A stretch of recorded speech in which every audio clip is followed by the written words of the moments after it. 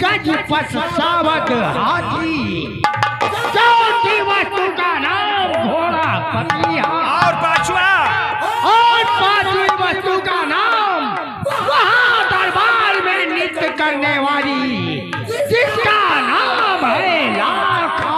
क्या बात है नाचने वाली? ठीक है, इस खोपड़ी को बरगद में टपका दो। पिताजी, एक वस्तु को मैंने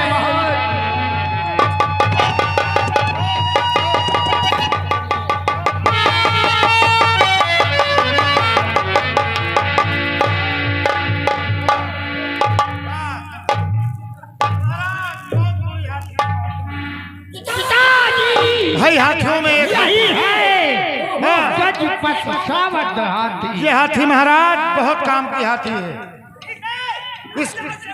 इसके कला तो देखिए महाराज, इसमें क्या क्या गुण है महाराज।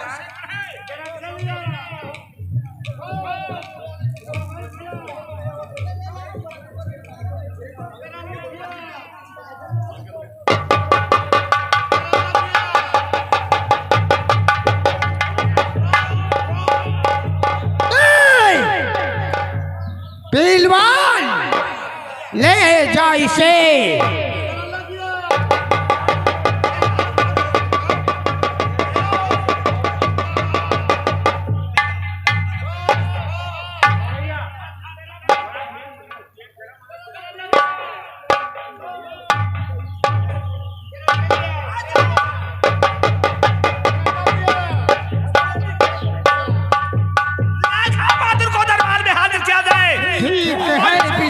और इस खोपड़ी को बरगद में बंद कर देगा।